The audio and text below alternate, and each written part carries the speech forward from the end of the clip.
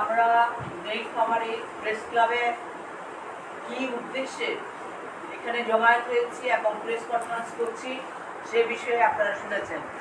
বন্ধুগণ, আপনারা জানেন গত বছর 5ই অগাস্ট গত 16 বছরের ফ্যাসিস্ট যে হাসিনা সরকার ছিল তাকে উচ্ছেদ করে একটা গণ অভ্যুত্থানের মধ্য দিয়ে তাকে উচ্ছেদ করে বাংলাদেশে একটা অন্তর্বর্তীকালীন সরকার প্রতিষ্ঠিত হয়েছে।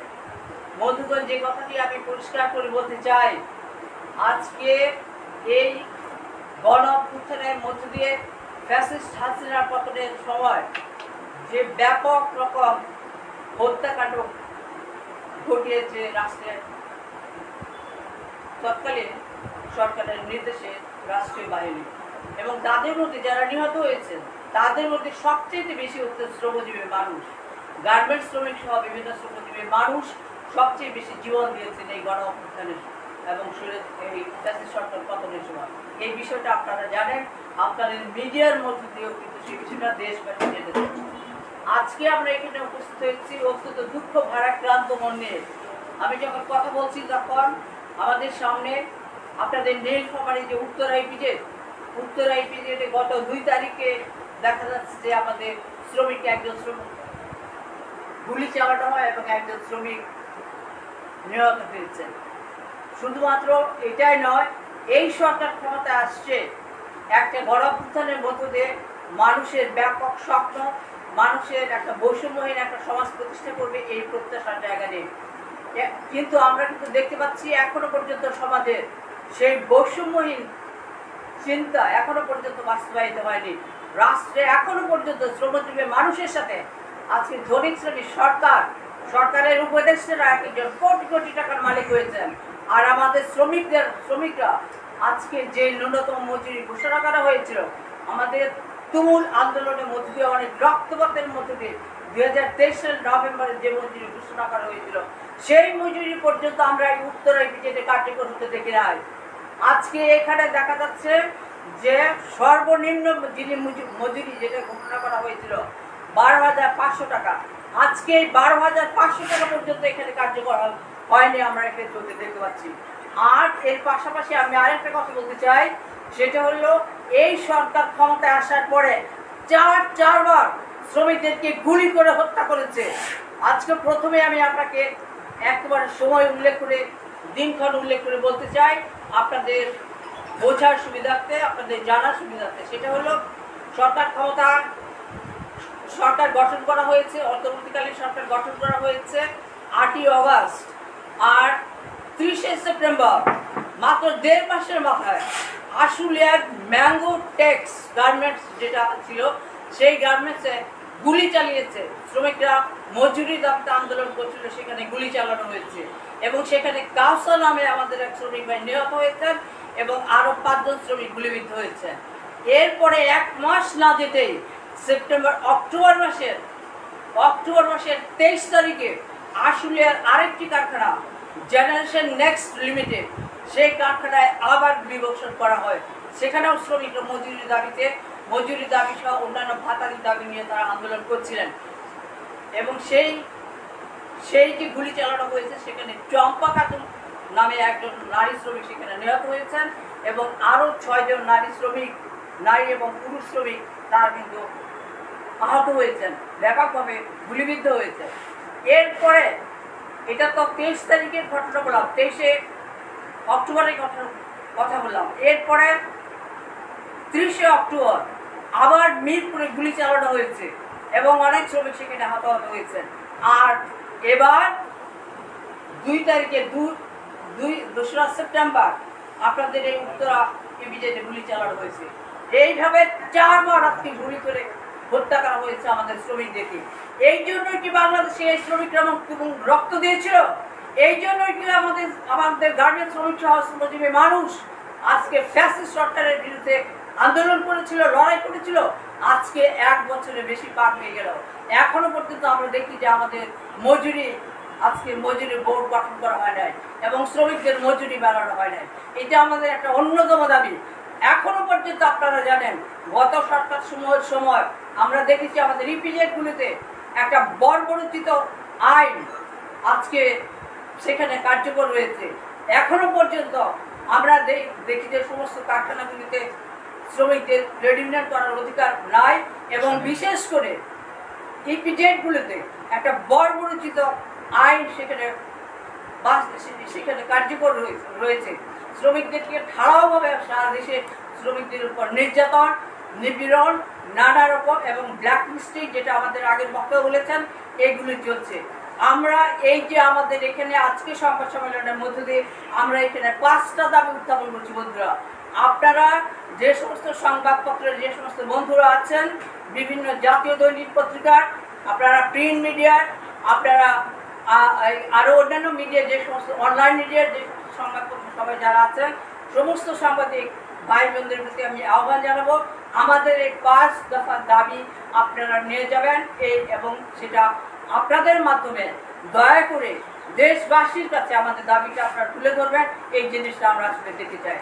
আমরা দেখতে চাই যে আমাদের শ্রমিকরা আজকে দেশের জন্য সবচেয়ে বেশি বৈদেশিক মুদ্রা অর্জন করে গার্মেন্টের শ্রমিক। আপনারা জানেন, ট্রাম্প যখন আজকে 35% যখন শুল্ক আরোপ করলো, তখন গার্মেন্টস মালিকদের মধ্যে, ব্যবসায়ীদের মধ্যে, সরকারের মধ্যে হাহুতাশ করে গেছে এরকম অবস্থা। কারণ আমাদের দেশের অর্ডার তাহলে পৃথিবীর অন্যান্য দেশে চলে যাবে। আপনারা জানেন, সারা পৃথিবীর মধ্যে বাংলাদেশ রপ্তানিতে, পোশাক রপ্তানিতে হচ্ছে দ্বিতীয়, প্রথম হচ্ছে চায়না, দ্বিতীয় হচ্ছে বাংলাদেশ।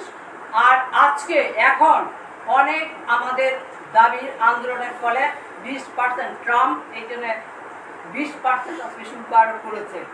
আজকে এই যে আমাদের রপ্তানি খাত, গার্মেন্টস খাত, এই যে সর্ববৃহৎ রপ্তানি খাত এবং পৃথিবীর মধ্যে দ্বিতীয়, যে কথাটা আমি আবারও পুনরুল্লেখ করছি আপনাদের জানার জন্য, অথচ এখানকার শ্রমিকদের জীবনের কোনো নিরাপত্তা নাই।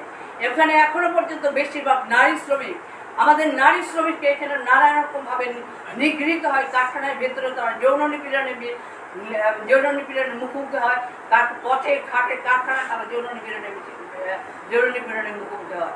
আমাদের এই যে শ্রমিকরা দেশের জন্য 85% বৈদেশিক মুদ্রা অর্জন করেন, এই শ্রমিকরা এখনো পর্যন্ত অধিকাংশ বস্তিতে বসবাস করেন। এখনো পর্যন্ত কারখানা শ্রমিকদের জন্য কোনো রকম কোনো কলোনি, কোনো রকম আবাসিক কোনো ব্যবস্থা করা হয়নি। আজকে এই শ্রমিকরা এখনো পর্যন্ত, আপনি আজকে যদি স্পাইনের কথা ধরেন, আদমজির কথা ধরেন, পাকিস্তান পিরিয়ডে আমরা দেখেছি যে বড় বড় শিক্ষা প্রতিষ্ঠান গড়ে উঠেছিল, সেই আজকে আদমজির কথাই যদি সর্বশেষ আপনারা দেখেন, তাহলে দেখবেন যে সেই শিল্প কম্পাউন্ডের মধ্যে স্কুল ছিল, শিক্ষা প্রতিষ্ঠান ছিল, আজকে হাসপাতাল ছিল, এগুলি ছিল। কিন্তু আজকে এবং তাদের থাকার ব্যবস্থা ছিল, কলোনি ছিল। কিন্তু আজকে গার্মেন্টস শ্রমিকদের জন্য 40 বছরের বেশি হয়ে গেল বন্ধুগণ এই গার্মেন্টস ইন্ডাস্ট্রি গড়ে উঠেছে, কিন্তু এই 40 বছর পরেও আমাদের শ্রমিকদের ভাগ্যে কোনো পরিবর্তন হয়নি। 40 বছর অনেক সরকারের পরিবর্তন হয়েছে, কিন্তু কোনো সরকারই আজকে গার্মেন্টস শ্রমিকদের জীবনের দিকে ফিরে তাকায়নি। গার্মেন্টস শ্রমিকদের উপর যে নিপীড়ন, নির্যাতন আজকে চলছে, সেটা ক্রমান্বয়ে আরও নানা নতুন নতুন ফর্মে তাদের উপর নির্যাতন চলছে। তাদের এই নির্যাতন বন্ধ করার জন্য কোনো সরকারি উদ্যোগ নেয়নি। অনেক মানুষের স্বপ্ন ছিল যে তত্ত্বাবধায়ক অন্তর্বর্তীকালীন যে সরকার প্রতিষ্ঠিত হয়েছে, ফ্যাসিস্ট সরকারকে উচ্ছেদ করে এই অন্তর্বর্তীকালীন সরকার গার্মেন্টস শ্রমিকদের দাবি মেনে নেবে। কিন্তু দুঃখজনকভাবে অত্যন্ত বেদনাক্রান্ত হৃদয় নিয়ে আমি বলতে চাই যে সরকার শ্রমিকদের কোনো দাবি তো মেনে নেয়নি, বরং শ্রমিকদেরকে গুলি করে হত্যা করেছে। এটা কোনোভাবেই গ্রহণযোগ্য নয়। বন্ধুরা, আজকে এই বক্তব্যগুলি এখানে তুলে ধরবার জন্য আমরা এখানে উপস্থিত হয়েছি।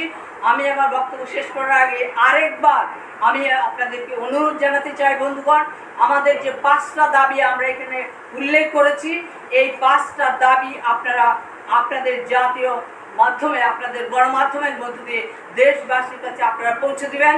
এবং গার্মেন্টস শ্রমিকরা আজকে যে ভয়ানক রকম যে নিপীড়নের মধ্য দিয়ে জীবনযাপন করছে, সেই বিষয়ে সেই চিত্রটা আপনারা তুলে দেবেন। 2 তারিখে এখানে যে উত্তরা বিজেপি যে গুলি করে যে শ্রমিক হত্যা করা হয়েছে, আমরা পরিষ্কারভাবে বলতে চাই, এই যে হত্যাকাণ্ড হয়েছে তার জন্য বিচার বিভাগীয় তদন্ত কমিশন গঠন করতে হবে।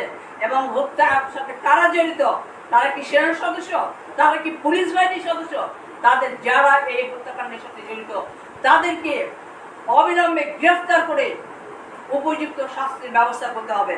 এবং যেই শ্রমিক আমাদের হাবিব ভাই যিনি নিহত হয়েছেন, মাত্র 20 বছরের একটি ছেলে, গোটা জীবন তার করেছিল, এক সম্ভাবনাময় জীবন।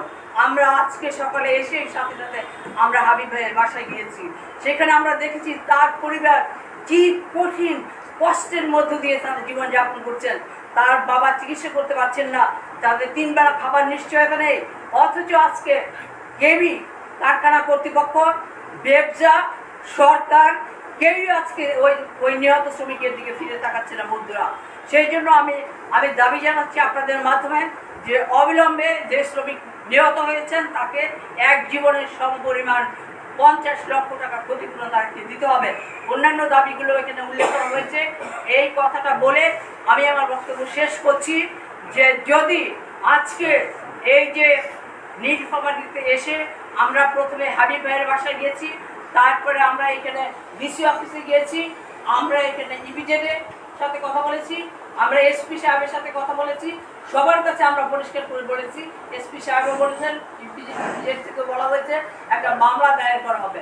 আমরা পরিষ্কার করে বলতে চাই, এই মামলায় যদি কোনো শ্রমিককে যদি অভিযুক্ত করা হয়, তাহলে ঢাকা থেকে এসে দরকার হলে নীলফামারীতে পরে থেকে আমরা দুর্বার আন্দোলন গড়ে তুলতে বাধ্য হব এই শ্রমিকদেরকে অধিকার প্রতিষ্ঠার জন্য এবং এই শ্রমিকদের নির্যাতনের বিরুদ্ধে। বন্ধুরা, এই কথা বলে কোনো শ্রমিকের উপর যেন নির্যাতন না হয় এবং তাদের উপর যেন কোনো মিথ্যা মামলা দায়ের করা না হয়, এই আহ্বান জানিয়ে এটা সরকার পক্ষ, কারখানা কর্তৃপক্ষ এবং ব্যবসার কাছে আমরা আহ্বান জানাচ্ছি। এই কথা বলে আমি আমার বক্তব্য শেষ করছি। সবাইকে ধন্যবাদ। সংগ্রামী সালাম। সংগ্রামী বন্ধুগণ, সাংবাদিক বন্ধুগণ, এতক্ষণ আপনারা মৎস্যগণ ইস্যুর কথা শুনলেন। আমাদের মাঝে এখন আমরা আজকে সকালে এই নীলফামারীতে এসেছি, নিহত শ্রমিকের বাড়িতে গিয়েছি, আমরা বিভিন্ন প্রশাসনের সাথে কথা বলেছি। তো আইনি কিছু বিষয় এখানে এসেছে। তো এখন আমাদের মাঝে কথা বলবেন বিশিষ্ট শ্রমিক নেতা অ্যাডভোকেট মাহবুবুর রহমান ইসমাইল। প্রিয় সাংবাদিক এবং সংবাদকর্মী যারা আছেন, প্রত্যেককে আন্তরিকভাবে শুভেচ্ছা জানাই যে আপনারা আমার ঢাকা থেকে এসেছি, নীলফামারীতে এসে আপনাদের সাথে আমাদের সাক্ষাৎ হয়েছে, শুনেছি। আমার সাথে এখানে অধিকার আন্দোলনের নেতৃবৃন্দ আছেন, তারা বক্তব্য দিয়েছেন। আমি এই 2 তারিখে নীলফামারী উত্তরা ইপিজেডের যে ঘটনাটা, আমি আমার আলোচনার কেন্দ্রবিন্দু এই ঘটনার মধ্যে থাকবো কয়েকটি বিষয়। প্রথমত, যে 2 তারিখে সকালে যে গুলি হলো সেখানে, তো এই গুলির মধ্যে দিয়ে একটা প্রশ্ন আছে যে বাস্তবে ওই নীলফামারীতে ওই ইপিজেডে গুলি করার মতো যেটা প্রাণঘাতী অস্ত্র, ফায়ার আর্মস ইউজ করার মতো এবং প্রাণ হরণ করার মতো কোনো ঘটনা ওখানে সৃষ্টি করেছিল কিনা শ্রমিকেরা, বাস্তবে এরকম পরিবেশ ছিল কিনা, যারা করেছেন তারা কি তাদের যে ক্ষমতা সেটা কি তারা কি অতিরিক্ত ব্যবহার করেছে কিনা, আইনসম্মত করেছে কিনা, বিধিসম্মত করেছে কিনা, এই প্রশ্নটি সবার আগে আসবে। প্রশ্নটি আসবে ওই ইপিজেডের যে প্র্যাকটিক্যাল শ্রমিকরা আন্দোলন করেছে, এবার কি তারা আন্দোলনটা কি যুক্তিসঙ্গত ছিল কিনা।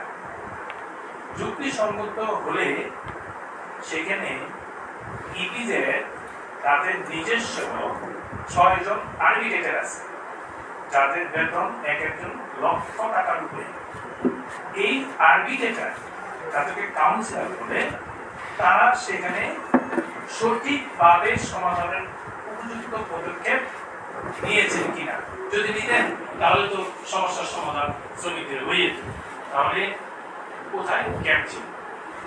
তৃতীয়ত প্রশ্ন, যেই এভারগ্রিন ফ্যাক্টরিতে প্রায় 10,000 শ্রমিক, সেখানে ওই মালিক কর্তৃপক্ষ এবং তার যে ম্যানেজমেন্ট সেই ম্যানেজমেন্টের সেখানে তারা এখানে কেউ এই ঘটনার সঙ্গে দায়ী খুশি কি না, এটা একটা প্রশ্ন। কারণ রাতে 12টায় হঠাৎ করে কারখানা বন্ধ করে দিয়ে টলাদার শ্রমিককে মার্কিং করে দেওয়া হলো। যারা ঘুমন্ত শ্রমিকেরা এটা কেন করা হলো, চালু ফ্যাক্টরি কেন হঠাৎ করে বন্ধ করে দেওয়া হলো, এবং সকালে সেনানিয়োগ সেখানে হয়ে গেল। এখন একটা প্রশ্ন আসছে যে এগুলো তো একটা বিষয়, যে এই হত্যাকাণ্ডটা কি ধরনের হত্যাকাণ্ড। হত্যাকাণ্ড আমরা জানি যে কিলিং, কোনো মানুষ একাধিক মানুষকে খুন করতে পারে, একাধিক মানুষকে খুন করতে পারে, এটাকে বলে সিআরপিসিতে আমাদের প্রচলিত আইনে বলে মার্ডার বা খুন, যেটা আমরা 302 ধারায় বলি। কিন্তু যদি রাষ্ট্রের বাহিনী, রাষ্ট্রের নিয়োজিত বাহিনী, যাদের কাজ হচ্ছে আইন শৃঙ্খলা রক্ষা করা এবং জনস্বার্থ রক্ষা করা, রাষ্ট্রের কোন নিয়োজিত বাহিনী অথবা সংস্থা যদি কোনো মানুষকে হত্যা করে, তাহলে সেটার নাম হয় বিচার বহির্ভূত হত্যাকাণ্ড। কারণ রাষ্ট্রের কোনো ব্যক্তি কোনো মানুষকে বিনা বিচারে হত্যা করতে পারে না। ফলে এই 2 তারিখের ঘটনা নিশ্চিত প্রমাণ করে যে এখানে একটি বিচার বহির্ভূত হত্যাকাণ্ড ঘটেছে, এবং বিচার বহির্ভূত হত্যাকাণ্ড এটা একটি চরম গুরুত্বপূর্ণ অপরাধ। আমাদের দেশের আইন অনুযায়ী এটা মার্ডার, এবং আন্তর্জাতিক মানবাধিকার যে অপরাধ ক্রাইম, সেখানেও এটা একটি জাতিসংঘ ঘোষিত এটা একটি অপরাধ। ফলে এখানে একটি গুরুতর অপরাধ আমাদের জাতীয় এবং আন্তর্জাতিক ভাবে এখানে নীলফামারীতে সংঘটিত হয়েছে। আমরা দেখতে পেলাম এই ঘটনার প্রেক্ষিতে নীলফামারীতে আজকে আমরা জেলা প্রশাসকের সঙ্গে কথা বলেছি। উনি বলেছেন উনি কোনো তদন্ত করেন নাই। আমাদের প্রশ্ন ছিল, যদি আপনারা জানেন সাংবাদিক, যে যদি এই কোনো জেলায় কোনো কোথাও কোনো ইলিগেল ফায়ার আর্মস বা কোথাও কোনো অস্ত্র, গুলি, প্রাণঘাতী গুলি সেখানে ওপেন হয়, তাহলে জেলা প্রশাসক তার নিজের একটি অব্লিগেশন, বাধ্যতামূলক তাকে একজন ম্যাজিস্ট্রেট দিয়ে তদন্ত করাবে, এবং তদন্ত সে একটা রিপোর্ট করবে। এটা হচ্ছে মানুষ মারা যাক বা না যাক, সেখানে কেউ যদি অস্ত্র ব্যবহার করেছে।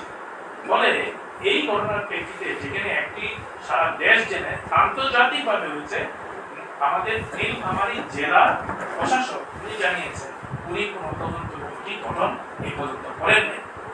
আমরা পুলিশ সুপারের সাথে কথা বলেছি, উনিও জানিয়েছেন পুলিশ সুপারের পক্ষ থেকেও এই ঘটনার প্রেক্ষিতে কোনো তদন্ত কমিটি গঠন করেন নাই। তাহলে বাকি থাকে ইপিজেড। ইপিজেড তার জেএমের সঙ্গে আমরা কিছুক্ষণ আগে কথা বলে এসেছি, ওনারা জানিয়েছেন তারা একটি তদন্ত কমিটি করেছে। আমাদের প্রশ্ন ছিল ইপিজেড কোন আইনে, বাংলাদেশের 2টা আইন, ইপিজেড শ্রম আইন আর বাংলাদেশ শ্রম আইন। তাহলে ইপিজেড শ্রম আইনের কোন ধারায় আপনারা এই তদন্ত কমিটি করলেন? বাস্তবে ওই তদন্ত কমিটি, যাকে আইনগতভাবে বলে লোকাস স্ট্যান্ডি নাই, অর্থাৎ এটার কোনো বৈধতা নাই, এটার কোনো শুধু একটা ওপিনিয়ন দেওয়া যায়, আপনি আমি আমরা একটা তদন্ত কমিটি করতে পারি, অর্থাৎ এটার কোনো লোকাস স্ট্যান্ডি নাই বা সরকার আইন দ্বারা অনুমোদিত না।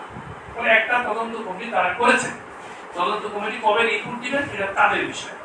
ফলে আমরা পরিষ্কারভাবে দেখতে পাচ্ছি এই বিচার বহির্ভূত হত্যাকাণ্ড যে সমস্ত সরকারি বাহিনী জড়িত হয়েছে তার তদন্ত ইপিজেডের কোনো কাউন্সিলর দিয়া অথবা কোনো পুলিশকে দিয়ে এটা কোনো সম্ভব না।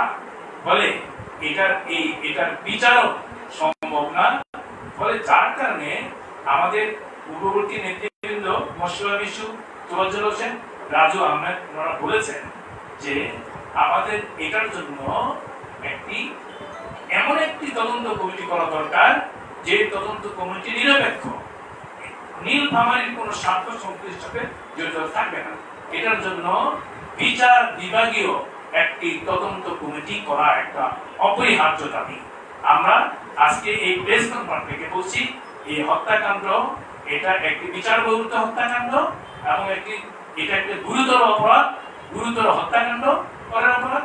এই কারণে সরকারকে আমরা আপনাদের মাধ্যমে জানাই এবং আমরা লিখিতভাবেও জানাবো যে এই বিচার বহির্ভূত হত্যাকাণ্ডের জন্য একটি অবিলম্বে বিচার বিভাগীয় তদন্ত কমিটি গঠন করতে হবে। দ্বিতীয় আরেকটা বিষয়কে প্রমাণ করে যে